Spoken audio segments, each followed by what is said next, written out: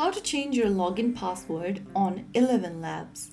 Hi everyone, welcome back to another video from Wake&Tech. If you are looking to change your password in the ElevenLabs account, then the process is quite easy, so make sure to follow along. First things first, launch open a web browser on your computer or your laptops and type in ElevenLabs.io and search. Also make sure that you're logged into your ElevenLabs account.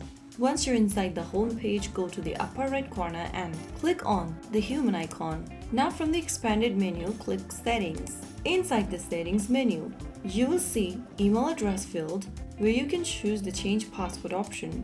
Click on that and a password reset email will be sent to you via your email inbox.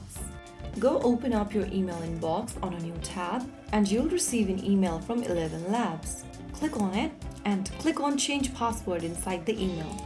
On a new tab, it will prompt you to enter the new password that you want to change to. Enter your new password in the first field and then head over to the next field and repeat the new password once again. Finally, click on Change Password at the bottom and you'll be able to change your password for ElevenLabs.